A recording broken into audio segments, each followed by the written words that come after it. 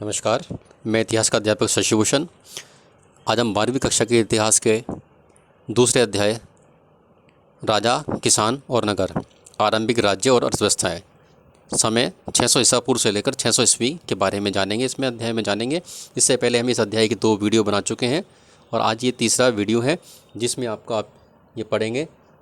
जो चौथा पॉइंट है जिसका नाम लिखा हुआ है राजधर्म के नवीन सिद्धांत, यानी कि इस दौरान जो विभिन्न राजवंश हुए उन्होंने अपने आप को जनता के सामने किस तरह से प्रतिपादित या दिखाने का प्रयास किया, कौन से सिद्धांत अपने संदर्भ में प्रस्तुत किए, उसके बारे में जानेंगे। राजधर्म के नवीन सिद्धांत। तो जैसे कि इसमें बताया गया कि दक्खन, ये देखिए, दक्षिण के राजा और सरदार, दक्षिण के राजा और सरदार। चलिए अभी इसमें जानते हैं। इसमें देखिए, उपमहाद्वीप के दक्खन और उसके दक्षिणी क्षेत्र में स्थित तमिलकम देखिए किसको कहते हैं? तमिलनाडु, आंध्र प्रदेश और केरल के कुछ हिस्सों को मिलाकर इनको मिलाकर तमिलकम का नाम दिया गया था। और इनमें चोल वंश के, चेर वंश के और पांड्य वंश के लोग शासन करते थे इन क्षेत्रों में। और इनके क्षेत्रों को सरदारियाँ कहा जाता था। और ये जो राज्य थे अभी, मतलब इनके पास राज्य तो थे ये, और ये राज्य समृद्ध थे और स्थायी सिद्ध हुए। तो बच्चों हम जानने का प्रयास करेंगे। पहले सरदारिया क्या है देखिए। इससे पहले हम मानचित्र देख लेते हैं। ये जिसमें चोल, चेर और पांड्य थे, ये आपके देखिए मानचित्र दिखा रखा है इसमें। ये भारत का मानचित्र है ये, ठीक है। ये मानचित्र देखिए, इसमें ये चोल वंश, ये पांड्य वंश और ये केरल यानी कि केरलपुत्र यानी कि चेर। तो ये दक्षिण भारत के क्षेत्र में इन्होंने शासन किया। इनके क्षेत्रों को इनके राज्य तो थे, अपने आप में स्वतंत्र राज्य थे, और इन्होंने इनके क्षेत्र को सरदारियाँ कहा गया है। चलिए अब आगे चलते हैं हम इसमें, वहीं पर आते हैं हम अपने पॉइंट पर राजधर्म के नवीन सिद्धांत पर आते हैं। देखिए ये कहा गया है इसमें सरदारियाँ। तो सरदारियाँ क्या होती है देखिए बच्चों, जैसे हमने इससे पहले पढ़ा है, मौर्य वंश के बारे में पढ़ा है। मगध का मौर्य वंश था, वह एक साम्राज्य था, किंगडम जिसको नाम से जानते हैं, किंगडम, जहाँ पर कि एक राजा होता है और उसको अपने क्षेत्र से राजस्व वसूल करने का, भूमि राजस्व वसूल करने का, कर वसूल करने का अधिकार होता है। उसके पास एक प्रशासनिक व्यवस्था होती है, उसके पास कर्मचारी होते हैं सारे। तो ये एक पहचान होती है एक साम्राज्य की, जो राजा के अधीन होती है। तो इसी प्रकार से एक दूसरी व्यवस्था थी। जैसे 16 महाजनपद थे, 16 महाजनपदों में कुछ राजतंत्र थे और कुछ गणराज्य थे। गणराज्यों में हमने जैसे बताया कि गणराज्यों के अंदर लोगों का एक समूह शासन करता था। तो ये दूसरी प्रकार की व्यवस्था होगी। एक राजतंत्र वाली व्यवस्था होगी जहाँ पर एक राजा है, दूसरी व्यवस्था होगी जहाँ पर कि कुछ लोगों का समूह शासन करता है, जिसको हम गणतंत्र बोलते हैं, गणराज्य बोलते हैं। और तीसरी प्रकार की जो व्यवस्था होती है जिसको हम चीफ डम कहते हैं, यानी कि सरदारियों का शासन कहते हैं, ऐसी व्यवस्था ये। तो यहाँ पर इनके पास अपने राज्य तो थे, स्वतंत्र राज्य भी थे इनके पास, लेकिन इन राज्यों की जो स्थिति थी वो आरंभिक राज्यों से पहले की थी, यानी कि अभी धीरे धीरे ये राज्य बनने की स्थिति में थे। ये भी इनके जो क्षेत्र थे अभी धीरे धीरे राज्य बनने की स्थिति में थे, यानी पूरी तरीके से राज्य नहीं बन पाए थे। और जब ये बड़े होकर धीरे धीरे राज्य बन जाते हैं, इनके बाद इन लोगों के जो ये मुखिया होते हैं, उन क्षेत्रों के इनके मुखिया के बाद इनके पुत्र, इनके भाई वगैरह जब शासन करते थे और समय के साथ साथ ये बड़े हो जाते हैं, तो वो एक किंगडम में बदल जाता है, यानी कि फिर वहाँ राजा का शासन स्थापित हो जाता है। एक पूरी एक राजतंत्र वाली प्रणाली स्थापित हो जाती है। तो अभी यहाँ पर एक राजतंत्र वाली प्रणाली स्थापित नहीं हुई थी। राजतंत्र वाली प्रणाली के लिए आपको क्या चाहिए? यहाँ पर एक भूमि राजस्व वसूल करने की प्रणाली होनी चाहिए आपके पास, कर वसूल करने की प्रणाली आपके पास होनी चाहिए, एक केंद्रीकृत प्रशासन व्यवस्था आपके पास होनी चाहिए, एक सेना होनी चाहिए। तो इस प्रकार की व्यवस्थाएं इन लोगों के पास नहीं थी। तो ये जो लोग थे यहाँ पर, जो सरदारी में जो शासन करते थे, ये लोग अपने किसी कबीले पर, किसी जनजाति पर या किसी समाज पर अपना ये उनके मुखिया थे, उन पर अपना शासन किया करते थे। वो लोग इनके समर्थक हुआ करते। तो इनको सरदारी कहा जाता है, यानी कि ये किसी कबीले के मुखिया, किसी जनजाति के या किसी समाज के मुखिया थे, और इनके पास कई केंद्रीकृत प्रशासनिक व्यवस्था, भूमि राजस्व की व्यवस्था या कर वसूल करने की व्यवस्था या सैनिकों की व्यवस्था इनके पास नहीं थी। तो बच्चों इस तरीके से मैं उम्मीद करता हूँ आपको समझ में आ गया होगा सरदारी। और इन पर जो शासन करते थे वो सरदार हुआ करते थे। तो चलिए आपके इसमें जो कुछ पार्ट में दिया हुआ है देखिए, इसको जानने का प्रयास करते हैं। तो ये इस तरह की जो सरदारियाँ थी वो समृद्ध और स्थायी सिद्ध हुई। आगे जाकर धीरे धीरे ये सरदारियाँ, जब इनके बाद इनके पुत्र, इनके भाई इत्यादि आगे सरदार बनते चले गए और धीरे धीरे इनका साम्राज्य राज्य बनने की स्थिति में आ गया। तो ये यहाँ पर किंगडम बन जाते हैं। किंगडम यानी कि राजतंत्र वाली प्रणाली में ये लोग आ जाते हैं। तो चलिए जानते हैं सरदार और सरदारी में क्या। देखिए सरदार कौन हुआ करते थे। सरदार एक शक्तिशाली व्यक्ति होता था। इसका पद वंशानुगत भी हो सकता था और नहीं भी, यानी कि अगर कबीले के लोग या जनजाति के लोग उसको दोबारा बनाना चाहते हैं तो वह दोबारा बन भी सकता था और नहीं भी बन सकता, या किसी अन्य व्यक्ति को भी, उनके कबीले के लोग, जनजाति के लोग दूसरे व्यक्ति को भी सरदार बना सकते थे। इसका जो है समर्थक इसके खानदान के लोग हुआ करते थे। खानदान के लोग उसके हुआ करते थे। उसका जो देखिए कार्य क्या है, विशेष अनुष्ठान का संचालन करना, यानी कि धार्मिक क्रियाकलाप का संचालन क्या करते थे। इसके अलावा दूसरा, युद्ध के समय नेतृत्व करना, अपने लोगों को ले जाकर नेतृत्व करना, लड़ना वहाँ पर।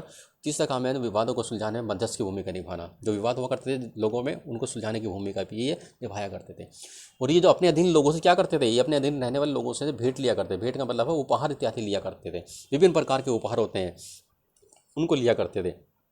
जबकि जो राजा होते हैं, राजा जो है कर वसूल करते हैं अपने अधीन जनता से। तो यही हमने अंतर बताया था कि राजा और सरदार में क्या अंतर है। राजा जो है भूमि राजस्व का अधिकार होता है, कर वसूल करने का अधिकार होता है, उसके पास केंद्रीय प्रशासनिक व्यवस्था होती है, उसके पास सेना होती है, उसके पास अधिकारी होते हैं, कर्मचारी का एक तंत्र होता है पूरा। जबकि इनके पास जो है सरदार के पास इस तरह की कोई व्यवस्था, ना भूमि राजस्व वसूल करने का, ना कर वसूल करने का प्रणाली होती है इनके पास, और ना ही इनके पास जो है कोई केंद्रीकृत प्रशासनिक व्यवस्था प्रणाली थी, और न ही इनके पास अधिकारियों का जो है कोई तंत्र था। तो ये इस तरीके से राजा और सरदार में अंतर आपको हो गया। तो जो सरदार थे जनता से अपने अधीन से क्या करते थे, ये भेंट लिया करते थे और अपने उस भेंट को लेकर जो है अपने समर्थकों में बांट दिया करते थे, यानी कि उसका वितरण किया करते थे। तो जैसे कि इसमें देखिए नीचे बताया, जो हमने अभी बताया कि सरदारियों में कोई स्थायी सेना नहीं हुआ करती, इनके पास कोई सेना नहीं हुआ करती, ना ही इनके पास अधिकारियों का कोई तंत्र था। तो ये इस तरीके से आपको सरदार के बारे में जानकारी मिल गई है इसमें। तो आगे चलते हैं। देखिए तो इस प्रकार के जो सरदार और सरदारियाँ जो थी, इनके बारे में जानकारी हमें देखिए कहाँ से होती है। इनके बारे में जानकारी के स्रोत हमें देखिए कहाँ से प्राप्त होते हैं। ये हमें प्राप्त होते हैं प्राचीन तमिल संगम साहित्य से प्राप्त होते हैं। दक्षिणी भारत में तमिल जो क्षेत्र था, यहाँ पर बहुत सारे साहित्य लिखे गए। उस साहित्य में जो है अनेक ग्रंथों की रचना की। उन ग्रंथों में जो है हमारे बहुत सारी कविताएँ लिखी गई हैं या शामिल की गई है। तो इन कविताओं में सरदारों के कार्यों का विवरण है, सरदारों का विवरण है, और वो जो है अपने उनके स्रोतों का विवरण, यानी कि इनके पास आय के, यानी कि पैसे इकट्ठे करने के जो स्रोत जो थे उनका विवरण है, और वो उसका किस प्रकार से वितरण करते थे, अपनी आय को किस प्रकार से ये वितरण यानी कि बांटते थे, उसका वर्णन हमें इन कविताओं में मिल जाता है, संगम ग्रंथों में मिल जाता है हमें। इसके अलावा जो कुछ सरदार थे, कई सरदार और राजा, ये देखिए राजा और सरदार दोनों यहाँ पर आ गए। लंबी दूरी के व्यापार द्वारा राजस्व भी जुटाया करते हैं, यानी कि जो व्यापारी हुआ करते थे, जो उनके क्षेत्र से गुजरा करते थे, उनसे भी ये जो है कर के रूप में राजस्व इकट्ठा किया करते थे। तो ये दूसरा स्रोत हो गया उनकी आय का बच्चों। तो इसी प्रकार के कुछ राजा इसमें दिए हुए। सरदार के बारे में तो हमने जान लिया। कुछ राजा देखते हैं, राजा कौन से थे इस तरह के जो लंबी दूरी के व्यापार से अपना कर जुटाया करते थे। कि मध्य और पश्चिमी भारत के क्षेत्रों पर शासन करने वाले सातवाहन, जिनका समय द्वितीय शताब्दी ईसा पूर्व से लेकर 1 शताब्दी ईस्वी है। सातवाहन को जो है हम आंध्र सातवाहन के नाम से जानते हैं, यानी कि इनका इलाका जो है आंध्र प्रदेश का इलाका, महाराष्ट्र का कुछ इलाका था, तो वहाँ पर ये लोग शासन किया करते थे। सातवाहन वंश के लोग जो हैं, ये लंबी दूरी के व्यापारियों से जो है कर वसूल किया करते थे। इसी प्रकार से एक और राजवंश है, ये देखिए शक शासक। ये कहाँ पर थे, पश्चिम उत्तर भारत, जो आपका भारत का पश्चिम का इलाका है, पंजाब का इलाका, कुछ पाकिस्तान का इलाका है, ये पश्चिम उत्तर भारत का हो गया, जिसमें राजस्थान भी आ जाता है वो इलाका, और आपका गुजरात का कुछ इलाका ये आ जाता है। तो पश्चिम उत्तर भारत और पश्चिम में शासन करने वाले शक शासक जो एशियाई मूल के थे, कहाँ के थे, एशियाई मूल के थे, मध्य एशिया से ये लोग आए थे। तो ये लोग जो है लंबी दूरी के व्यापारियों से जो है अपना राजस्व जुटाया करते थे। इन दोनों वंशों के बारे में देखिए, सातवाहन के बारे में और शकों के बारे में, जो कि इनके समाज में स्थिति किस प्रकार की थी, समाज में ये कहाँ पर ठहरते थे, उच्च स्थान पे थे, मध्यम में थे या निम्न स्थान पर थे। तो सामाजिक उद्यम के बारे में इनकी हमें ज़्यादा जानकारी हमें नहीं प्राप्त होती है। लेकिन जब एक बार सातवाहन वंश के लोगों ने अपने आप को सत्ता में स्थापित कर लिया, तो इन्होंने ऊंचे सामाजिक अस्तित्व का जो है दावा प्रस्तुत किया कि अभी हमारे समाज में जो है उच्च स्थान प्राप्त है, ऐसा दावा इन्होंने प्रस्तुत किया था सातवाहन के शासकों ने। आगे चलने से पहले देखिए अभी हम बच्चों ये देखते हैं, एक बॉक्स है इसमें दिया हुआ, ये देखिए ये बॉक्स है, सेना के लिए हाथी पकड़ना। इसको हम पढ़ेंगे। देखिए ये देखिए अर्थशास्त्र में, अर्थशास्त्र देखिए किसके द्वारा लिखी गई है? कौटिल्य के द्वारा, जिसको चाणक्य हम कहते हैं। तो अर्थशास्त्र जो है ये कौटिल्य के द्वारा, चाणक्य द्वारा लिखी गई। जो चाणक्य जो आपका चंद्रगुप्त मौर्य के दरबार में मंत्री थे, उनके द्वारा एक पुस्तक लिखी है अर्थशास्त्र। उसमें क्या लिखा है? सैनिकों के बारे में और प्रशासनिक संगठन के बारे में विस्तृत विवरण मिलता है कि अभी किस प्रकार का प्रशासनिक संगठन था मौर्य दरबार में और किस प्रकार की सैनिक प्रणाली थी उसके। इसके अलावा जो है हमें हाथियों को पकड़ने के बारे में विवरण इनकी पुस्तक में अर्थशास्त्र में प्राप्त होता है। तो किस प्रकार से देखिए हाथी पकड़े जाते थे सेना के लिए। तो इनमें कौन कौन लोग शामिल हुआ करते थे? देखिए वनों के संरक्षक, हाथियों को पालने वाले लोग, हाथी को पैरों में जंजीर बांधने वाले लोग, सीमा रक्षक लोग, वनवासी और महावत जो हाथियों को चलाते हैं वो महावत कहलाते हैं। और 5 से 7 हाथियों को लेकर जो है ये क्या करते थे? जंगल में जाया करते थे और जंगली हाथियों की पहचान क्या करते कि कहाँ पर हैं वो। तो जंगली हाथियों द्वारा जो मल त्याग दिया जाता जगह जगह, जो लीद उनकी की जाती थी, उसको मल मूत्र को पहचानते हुए उसी रास्ते पे चलते हुए उनको आगे खोजते थे, उनको फिर पकड़ लिया करते थे। तो इन लोगों की सहायता से जो ये जंगली हाथी को पकड़कर सेना में शामिल किया करते थे। ये हमारे किससे प्राप्त हुआ है प्रमाण? ये मिला है हमें कौटिल्य के अर्थशास्त्र से मिला है। इसके अलावा देखिए इसमें और भी कुछ दिया हुआ है। ये ना यूनानी स्रोतों के अनुसार, यूनानी में कुछ पुस्तकें मिली है, ग्रंथ मिले हमें। जैसे कि आपका मेगास्थनीज जो चंद्रगुप्त मौर्य के दरबार में रहा था, यूनान का राजदूत, उसने अपनी पुस्तक में लिखा। देखिए क्या लिखा है? मौर्य सम्राट के पास कितनी थी? 6 लाख पैदल सैनिक, 30,000 घुड़सवार और 9,000 हाथी की सेना थी भाई। तो कुछ इतिहासकार इस विवरण को अतिशयोक्तिपूर्ण मानते हैं, यानी कि ये बहुत ज़्यादा ही बढ़ा चढ़ा कर लिखा है। लेकिन हाँ, इनका बहुत विशाल साम्राज्य था, विशाल सेना तो इनके पास थी, लेकिन थोड़ा सा इसमें बढ़ा चढ़ाकर इससे वर्णन मानते हैं कि भाई थोड़ा अतिशयोक्तिपूर्ण है इस तरह का वर्णन। तो ये हाथियों की स्थिति से संबंधित था, इसलिए इसका में वर्णन किया गया है। आगे देखते हैं। ये देखिए कि यदि यूनानी विवरण सही है तो बताइए इतनी बड़ी सेना के भरण पोषण के लिए मौर्य शासक को किस प्रकार के साधनों की जरूरत पड़ती होगी? तो मौर्य जो शासक हैं तो किस प्रकार से इनका जो है भरण पोषण करते होंगे? तो मौर्य शासक जो है भूमि कर के द्वारा अन्य प्रकार की चीज़ों पर कर लगाकर ये इनके भरण पोषण की व्यवस्था किया करते थे और व्यापारियों पर भी कर लगाया करते थे। तो इस प्रकार से कर की व्यवस्था किया करते थे। चलिए आगे चलते हैं। अब हमारा दूसरा पॉइंट आ जाता है। इससे पहले हाँ चलिए, इससे पहले देविक राजा के बारे में जाने से पहले हम जो ये बगल में आपको वो दिया हुआ है, एक बॉक्स दिया हुआ है, स्रोत दिया हुआ है। इसमें देखिए ये पांडे जो लिखा हुआ है, ये पांडे की जगह क्या है? ये चेर है। ये गलत दिया हुआ है इसमें आपके एनसीईआरटी की पुस्तक में। चेर सरदार है। ये चेर सरदार कौन है? ये चेर सरदार सेन गुतवन, चेर सरदार सेन, ये पांडे गलत है। ये जो है चेर यहाँ पर होना चाहिए, इसकी जगह पर ये पांडे की जगह चेर सरदार सेन गुतवन की यात्रा। तो ये किस में से दिया हुआ है? आपका किस्सा जो है एक तमिल महाकाव्य है। तमिल का ये तमिल क्षेत्र में एक महाकाव्य, जिस प्रकार से हमारे यहाँ आपको पता है कि रामायण महाभारत बहुत बड़े महाकाव्य हैं, इसी प्रकार से दक्षिण भारत में तमिलों का एक महाकाव्य है शिल्पदिग्राम, जो कि इसी दौरान लिखा गया था, 6वीं शताब्दी से लेकर 6वीं शताब्दी ईस्वी के दौरान जो है बीच में।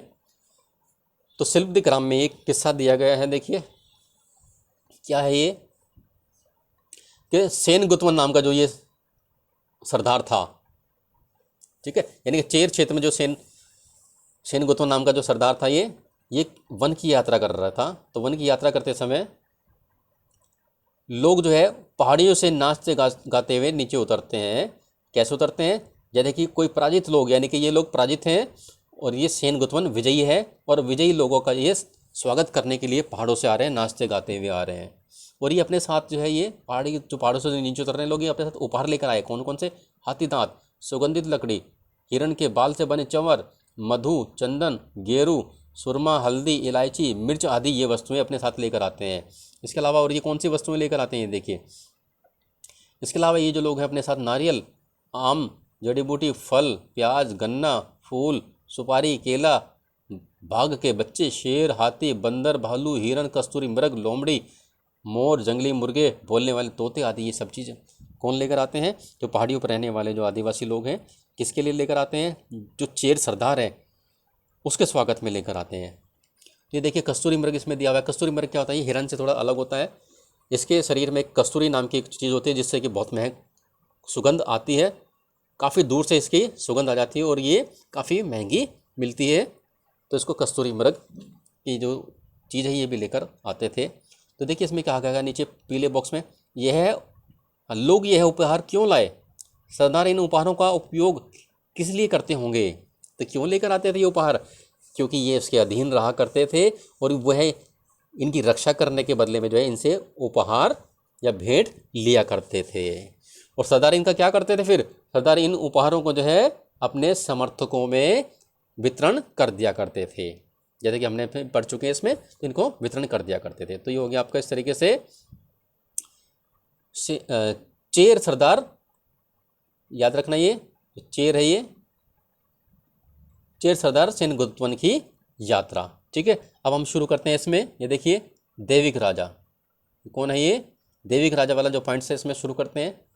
दैविक राजा का सिद्धांत देखिए किसने दिया था, ये दैविक राजा का सिद्धांत जो है ये कुषाण शासकों ने दिया था। किसने दिया था, कुषाण शासकों ने दिया था। ये कुषाण शासक भाई कहाँ से आए थे, ये कुषाण शासक जो है कहाँ से आए थे, ये पश्चिमी चीन के हिस्से से आए थे। कहाँ से, पश्चिमी उत्तर का चीन का जो हिस्सा है वहाँ से आए थे ये। कब, द्वितीय शताब्दी ईसा पूर्व में। वहाँ से ये होते हुए ये मध्य एशिया में आए। कहाँ से आइए, मध्य एशिया में आए। मध्य एशिया से फिर बैक्ट्रिया के प्रांत में आए, फिर अफगानिस्तान में, अफगानिस्तान से जो है फिर ये कश्मीर वगैरह के साथ क्षेत्र में आए। तो वहाँ से इन्होंने जब भारत में, उत्तर भारत के कुछ क्षेत्रों में इन्होंने अपना शासन स्थापित किया था। तो इन कुषाण शासकों ने ही दैविक राजा का सिद्धांत जो है प्रतिपादित किया था। इन कुषाण शासकों में जो है सबसे प्रसिद्ध जो शासक थे उसका हम जानेंगे, उसका नाम था कनिष्क। क्या नाम था उसका, कनिष्क नाम था। ठीक है, उसके बारे में जानेंगे। इसने ही दैविक सिद्धांत प्रस्तुत किया था। ये क्यों किया था, ये देखिए इसमें कि राजाओं के लिए समाज में उच्च स्थिति प्राप्त करने का एक तरीका था देवी देवताओं के साथ खुद को जोड़ लेना। कि भी हमें समाज के अंदर उच्च स्थिति बनाए रखनी है, तो उन्होंने अपने आप को देवी देवताओं के साथ जोड़ दिया। इन्होंने कहा कि हम अन्य आम साधारण जनता की तरह नहीं है, हमें राजा ने भेजा है और उनकी हम पुत्र हैं, तो हमें आपके ऊपर शासन करने के लिए भेजा। यानी कि अपने आप को इन्होंने राजा, देवी देवताओं के पुत्र कहलाना पसंद किया। ऐसे समाज में इन्होंने संदेश देने का प्रयत्न किया, ऐसा सिद्धांत प्रतिपादित करने का इन्होंने प्रयास किया कि हम देव पुत्र हैं, देवताओं के पुत्र हैं और हम आम जनता जैसे नहीं है, हम आपके ऊपर शासन करने वाले, देवता ने हमें आपके ऊपर शासन करने के लिए भेजा है। ऐसा सिद्धांत कुषाण शासकों ने प्रतिपादित करने का कार्य किया था। तो इन्होंने सबसे पहले जो हमें प्रमाण मिलता है, देखिए ये मध्य एशिया से लेकर पश्चिमी भारत में रहने वाले शासक थे कुषाण लोग। इनका समय प्रथम शताब्दी ईस्वी से लेकर प्रथम शताब्दी ईस्वी था, ईसा पूर्व का था। तो कहाँ से हमें प्रमाण मिलते हैं, कुषाण इतिहास की रचना देखिए अभिलेखों और साहित्य परंपरा के माध्यम से की गई है। कुषाणों के बारे में जो इतिहास लिखा गया है वो अभिलेखों से प्राप्त होता है। बहुत सारे अभिलेख हमें मिलते हैं और साहित्य परंपरा, कुछ हमें पुस्तकें प्राप्त होती हैं, उनके द्वारा हमें कुषाणों का इतिहास लिखते हैं। और इनमें जो कहा गया है, इन अभिलेखों में और इनके जो ग्रंथ हैं उनमें जो कहा गया है कि किस प्रकार से इन्होंने राजधर्म को जो है कुषाणों ने, राजधर्म को कुषाण शासकों ने प्रस्तुत करने की इच्छा को दर्शाया। किस प्रकार से दर्शाया आपने, का सर्वोत्तम प्रमाण है उनके सिक्के और मूर्तियां। कि जिस प्रकार से राजधर्म को कुषाण शासकों ने प्रस्तुत करने की इच्छा की, उसका सर्वोत्तम प्रमाण है। यानी कि हम जो है राजधर्म से संबंधित है, हम लोग जो है देवताओं से संबंधित है, ऐसा सिद्धांत प्रतिपादित करने की कोशिश की इन्होंने। इसका प्रमाण कहाँ से मिलता है, हमें सिक्कों से प्राप्त होता है। कहाँ से प्राप्त होता है, ये देखिए सिक्कों से और मूर्तियों से। इन्होंने बहुत सारे जो सिक्के चलाए, अपने सोने के सिक्के चलाए, अधिकतर सोने के सिक्के इन लोगों ने भी चलाए थे। उन सिक्कों पर एक तरफ इन राजाओं की तस्वीर हुआ करती थी, दूसरी तरफ जो तस्वीर देवताओं की हुआ करती थी। ठीक है, और दूसरा मूर्तियाँ, ऐसी मूर्तियाँ इन्होंने स्थापित की। इन लोगों ने है जिस देवालय, क्या इन्होंने प्रस्तुत किए थे, देवालय, एक मिनट अभी देखिए मैं दिखाता हूँ आपको। इन्होंने देवालय या देव स्थान कह लीजिए, इन्होंने देव स्थान नामक स्थान बनाए थे, यानी कि मंदिर जैसे स्थान बनाए थे। उनमें जो है अपनी मूर्तियाँ स्थापित की, उन देव स्थानों के अंदर जो अपनी मूर्तियाँ स्थापित की थी। तो इस तरीके से इन्होंने अपने आप को सिक्कों के माध्यम से और मूर्तियों के माध्यम से देवताओं के समान या देवताओं के पुत्र के समान आम लोगों के सामने प्रस्तुत करने का जो है कार्य किया था।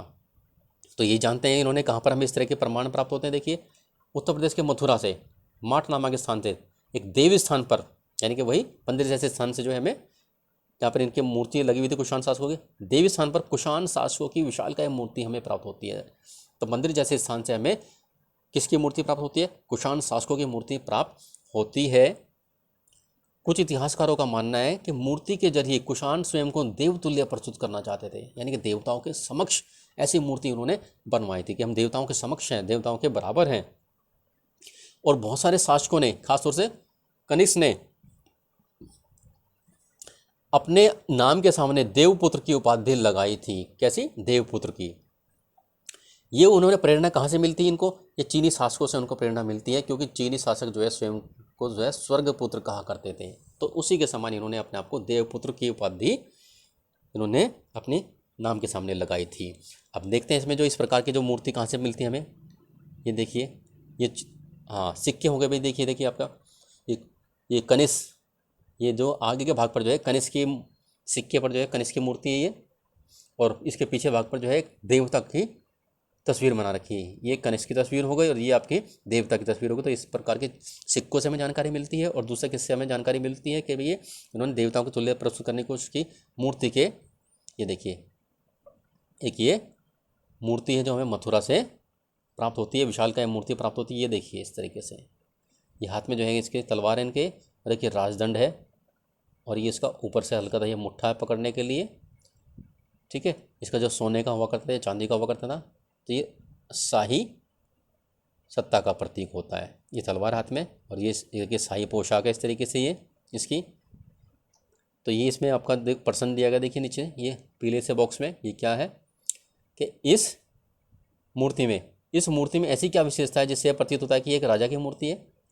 तो आप आसानी से कह सकते हैं क्या इसमें जो विशेषता है कि जिससे राजा की प्रतीत होती है? दो चीज़ होगी इसमें। एक तो ये तलवार हो गई, देखिए क्या होगी इसमें, दो चीज़ें, एक तलवार है, दूसरा ये राजदंड है, और तीसरी आपकी ये पोशाक है राजा की। तो इससे हमें प्रतीत होता है कि ये जो है राजा की मूर्ति थी। ठीक है, अब आगे चलते हैं। इसमें देखिए, हाँ यहाँ पर थे हम लोग जो है, अभी हमने कुषाण शासक के बारे में जाना, अब दूसरे राजवंश है इसके बारे में जानेंगे हम जो है ये। हाँ ये देखिए, चौथी शताब्दी ईस्वी में, किसमें? चौथी शताब्दी ईस्वी में गुप्त साम्राज्य सहित कुछ अनेक बड़े साम्राज्य के प्रमाण हमें मिलते हैं, यानी गुप्त साम्राज्य की स्थापना के और कुछ अन्य साम्राज्यों की स्थापना के भी हमें प्रमाण मिलते हैं। तो उनमें से कई साम्राज्य सामंतों पर निर्भर थे। सामंतों पर जानते हैं सामंत क्या होते? देखिए, मान लीजिए आपका ये कोई साम्राज्य है, इसमें इसके कई सारे राज्य हैं, ये बहुत बड़ा विशाल साम्राज्य है, इसमें छोटे छोटे कई क्या है राज्य हैं, प्रांत है, जिनको प्रांत कहते हैं। इन जो है हर एक के अंदर जो है एक सामंत हुआ करते थे। सामंत यानी कि यहाँ का शासन चलाने वाला व्यक्ति, जो राजा की तरफ से जिसको गवर्नर के तौर पर नियुक्त किया गया था। और ये जो सामंत है अपने अपने क्षेत्रों से जो है जनता पर शासन किया करते, जनता से कर वसूल करते थे, न्याय इत्यादि भी करा करते थे। तो ये जो सामंत हुआ करते, सामंत तो इस तरीके से एक सामंत ही हो गया, और यहाँ से जो है जनता से ये पैसे या कर वगैरह वसूल किया करते, और अपना खर्चा निकालने के बाद बाकी जो है पैसा राजा को दे दिया करते थे ये। तो कई साम्राज्य इस तरीके से सामंतों पर निर्भर थे। वे अपना निर्वाह, ये सामंत लोग जो अपना निर्वाह स्थानीय संसाधनों द्वारा, यानी कि यहाँ से जो है जनता से जो हमने इन्होंने धन इकट्ठा किया, कर इकट्ठा किया, उसमें तो अपना खर्चा निकाल लिया करते थे। ठीक है, वो अपने निर्वाह इससे क्या करते, अपना खर्चा निकाल लिया इनसे जो वसूल किया था इनसे।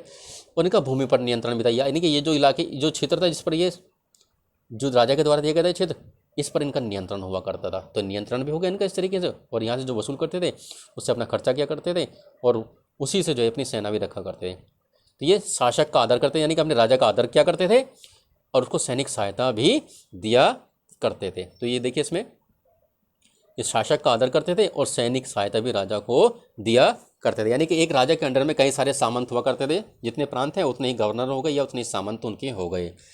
तो ये राजा का कर के रूप में पैसा दिया करते थे, और अपने अधीन जो भूमि उस पर नियंत्रण रखा करते थे। राजा का सम्मान करना और उनको सैनिक सहायता देना, ये काम था। देखिए, अब कुछ सामंत शक्तिशाली हो जाया करते थे, कुछ सामंत शक्तिशाली हुए तो वो पूरे राज्य पर जो है नियंत्रण कर लिया करते थे, और कुछ जो है कमज़ोर थे, वे बड़े शासकों के अधीन रहा करते थे।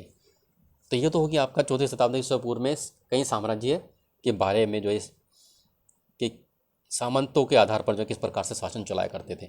अगला जो है आपका ये गुप्त शासकों के बारे में बताया गया। इसमें ये गुप्त शासकों को जो है इतिहास कहाँ से हमें प्राप्त होता है? साहित्यों से, सिक्कों से और अभिलेखों की सब सहायता से हमें लिखा गया है। बहुत सारे साहित्य जो है पुस्तकें हमें गुप्त वंश के बारे में मिलती हैं, और सिक्के मिलते हैं जिन पर उनके चित्र प्राप्त होते हैं। इसके अलावा अभिलेखों की सहायता से भी लिखा गया है। इसके अलावा और क्या चीज़ है? ये देखिए, एक तो आपका हो गया नंबर 1 साहित्य, दूसरा हो गया सिक्के, तीन हो गया अभिलेख और चौथा हो गया प्रशस्तियाँ। इन 4 चीज़ों के माध्यम से गुप्त वंश के बारे में जानकारी प्राप्त होती है। तो देखिए प्रशस्तियाँ जो क्या होती है, प्रशस्तियाँ क्या होती है, जैसे कि इसमें लिखा है कि कवियों द्वारा अपने राजा या स्वामी की प्रशंसा में लिखी गई, यानी कि अपने कवियों द्वारा, जो राज दरबार में जो कवि हुआ करते थे, उन राज दरबार के कवियों द्वारा अपने राजा की प्रशंसा में लिखी गई अभिलेख प्रशस्तियाँ कहलाती हैं। तो ऐसी बहुत सारी प्रशस्तियाँ जिनमें बढ़ा चढ़ाकर राजा के कार्यों का वर्णन किया जाता था। ठीक है, तो इसमें जो है आपका देखिए इतिहासकार क्या करते हैं, इन रचनाओं के आधार पर, यानी इन प्रशस्ति की रचनाओं के आधार पर ऐतिहासिक तथ्य निकालने का प्रयास करते हैं। ऐतिहासिक तथ्य यानी कि उनके अंदर कुछ वास्तव में कुछ घटनाएं घटी थी, उसको ढूंढने का प्रयास करते हैं इन प्रशस्तियों के अंदर। आगे चलते हैं इसमें देखिए, लेकिन उनके रचयिता तथ्यात्मक विवरण की अपेक्षा उन्हें काव्यात्मक ग्रंथ मानते हैं। लेकिन जिन कवियों ने इन प्रशस्तियों को लिखा वही इसे तथ्यात्मक विवरण की अपेक्षा इनको जो है क्या मानते हैं, काव्यात्मक ग्रंथ मानते हैं, यानी कि एक तरीके से सिर्फ प्रशंसा में लिखे गए ही ग्रंथ के तौर पर उसको मानते हैं, ना कि ऐतिहासिक तथ्य के तौर पर मानते हैं। ऐसे एक हमें प्रशस्ति मिलती है इलाहाबाद स्तंभ से मिलती है। इलाहाबाद में एक स्तंभ मिला है हमें इस प्रकार का, बहुत लंबा स्तंभ मिला है। उस पर जो है देखिए इसमें क्या आ गया, उसको प्रयाग प्रशस्ति के नाम जानते हैं। किसके नाम से जानते हैं, प्रयाग प्रशस्ति के नाम से जानते हैं, जिसको लिखा गया हरिशेन ने लिखा था। किसने लिखा था, हरिशेन नाम का एक कौन था, राजकवि था। किसके दरबार में था, गुप्त सम्राट समुद्रगुप्त के दरबार में था। तो समुद्रगुप्त के दरबार में था हरिशेन नाम का राजकवि, उसने प्रयाग प्रशस्ति लिखी है जो संस्कृत में लिखी गई थी। किस में लिखी गई थी, संस्कृत में लिखी गई थी। तो अब देखिए हम प्रयाग प्रशस्ति के बारे में जान लेते हैं बच्चों। ये जो प्रयाग प्रशस्ति है, देखिए अब दोबारा से बनाते हैं हम प्रयाग प्रशस्ति। ये जो है स्तंभ जो है, ये प्रयाग प्रशस्ति का स्तंभ हो गया इस तरीके से। अभी हम देखिए इसको करते हैं एक साइड में, हाँ ये प्रयाग प्रशस्ति का स्तंभ हो गया। ये जो है सबसे पहले कहाँ पर थी, ये कौशाम्बी में थी। कहाँ पर थी, ये कौशाम्बी में थी। ये कौशाम्बी में थी। अभी दिखाते हैं हम इसको दोबारा से लिखकर। ये सबसे पहले कौशाम्बी में थी। और ये किसके द्वारा जो है स्तंभ जो है अभिलेख किसके द्वारा लिखा गया था, ये अशोक के द्वारा। किसके द्वारा, अशोक के द्वारा। ये इस पर अशोक का अभिलेख प्राप्त होता है, इसने अशोक ने इसको बनवाया था इस अभिलेख को। इसके बाद जो है अशोक का आ गया। इसके बाद जो है समुद्रगुप्त का भी इस पर अभिलेख लिखा गया है बाद में। ठीक है, समुद्रगुप्त के द्वारा भी इसमें अभिलेख लिखवा गया है हरिशेन के द्वारा। इसके साथ साथ इस पर जो है अन्य एक और अभिलेख प्राप्त होता है इसमें जहांगीर का। किसका है, जहांगीर का भी अभिलेख हमें प्राप्त होता है। तो जहांगीर का क्या है, इसमें जो है अपने बाबर से लेकर जो अपने समय तक जो वंशावली है अपने परिवार की, वो इसमें वर्णन किया गया है। इसके अलावा इसमें बीरबल जो अकबर का दरबारी कवि था, बीरबल का भी छोटा सा विवरण हमें इसमें प्राप्त होता है इस प्रयाग प्रशस्ति वाले अभिलेख में जो है। चलिए अभी हम बात करते हैं समुद्रगुप्त वाले। किसकी बात करते हैं, समुद्रगुप्त वाले अभिलेख की बात करते हैं, जो संस्कृत में लिखा था। किसने लिखा था, यह लिखा था आपके हरिशेन नाम के जो दरबारी कवि था समुद्रगुप्त का, उसने लिखा था। तो उसने देखिए क्या लिखा है इसमें। चलिए प्रयाग प्रशस्ति दे रखी है इसमें, प्रयाग प्रशस्ति के बारे में जानते हैं। प्रयाग प्रशस्ति का एक अंश देखिए, किसके बारे में प्रशंसा है, ये है समुद्रगुप्त के बारे में कि भाई समुद्रगुप्त के समान धरती पर उनका कोई प्रतिद्वंदी नहीं है, यानी कि उसके समान कोई शक्तिशाली नहीं है। ठीक है, अनेक गुणों और शुभ कार्यों से वे संपन्न हैं समुद्रगुप्त, यानी कि, और इन्होंने अपने पैरों के तलवे से अन्य राजाओं के यश को मिटा दिया था। यानी कि ये इतने शक्तिशाली थे, इन्होंने एक से एक जो महान राजा थे उनको पराजित कर दिया था। वे परमात्मा पुरुष हैं, बहुत महान आदमी हैं। वे साधु की समृद्धि यानी कि साधु की भलाई के लिए कार्य करते हैं। वे असाधु यानी कि जो बुरे व्यक्ति हैं उनके विनाश का कार्य भी करते हैं। ये अज्ञेय है, यानी कि उनको पराजित नहीं किया जा सकता। वे कोमल हृदय, इनके कोमल हृदय को भक्ति और विनय से ही वश में किया जा सकता है। इसके अलावा वे करुणा से भरे हुए हैं, यानी कि उनके अंदर दया है, वो आम लोगों के हितों के बारे में भी सोचते हैं। वे सहस्त्र गायों के दाता है। क्या है, हजारों गायों के उन्होंने दान किया है, वे दान दाता भी हैं बहुत बड़े। उनके मस्तिष्क की दीक्षा, उनको जो दीक्षा दी गई है, उनके मस्तिष्क में हमारे दीन दुखियों, विरहणियों और पीड़ितों के उद्धार के लिए जो इनको दीक्षा दी गई है और वे मानवता के लिए दिव्यमान उदारता की प्रतिमूर्ति, यानी कि मनुष्य की भलाई के लिए कार्य करने वाला एक महान प्रतिमूर्ति है, एक व्यक्ति है, ऐसा इसमें प्रशस्ति में हरिशेन ने लिखा है। देखिए, इसके अलावा वे देवताओं के में कुबेर के समान, यानी कि कुबेर जो धन देवता है जिसको कहते हैं, वरुण समुद्र देवता है, और इंद्र वर्षा के देवता, और यम मृत्यु देवता के तुल्य है, यानी कि इन देवताओं के समान उसकी तुलना की गई है। किसकी? समुद्रगुप्त की। तो बच्चों ये जो हमने बताया इसमें जो प्रयाग प्रशस्ति है, देखिए समुद्रगुप्त की प्रयाग प्रशस्ति, ये परीक्षा में अक्सर पूछी जाती है कि वही वे किसके समान, इसमें जो इनकी किसके समान जो है तुलना की गई है, इनकी तुलना जो है किसके समान की गई है? देवताओं के समान तुलना इनकी की गई है। किसके समान तुलना की गई? देवताओं के समान तुलना की गई है, और उनका कोई प्रतिद्वंदी नहीं था, इसके बारे में पूछ लेता वे करुणा से भरे हुए, और वे किस चीज़ के दानदाता हैं? गायों के दानदाता हैं। ये इस तरीके से वर्णन इसमें परीक्षा में अक्सर पूछ लेता है। तो बच्चों इस तरीके से आपका ये जो चौथा पॉइंट था आपका राजधर्म के नवीन सिद्धांत, ये आपका चौथा पॉइंट यहाँ पर समाप्त होता है। तो इसके साथ साथ हम ये वीडियो ख़त्म करते हैं। इसके बाद आगे अगले नई वीडियो बनाएंगे जो चौथा भाग होगा। तो मैं उम्मीद करता हूँ आपको काफ़ी समझ में आया होगा, और आप काफ़ी अच्छे से इस परीक्षा में इसको अगर पूछा जाता है तो इससे संबंधित प्रश्न आसानी से उनका उत्तर दे सकते हैं। तब अगले वीडियो तक जो है आपके इसको आप याद करते रहिए, और इससे संबंधित जो प्रश्न होंगे उनको उसमें कॉपी में अपने लिख लीजिए। धन्यवाद।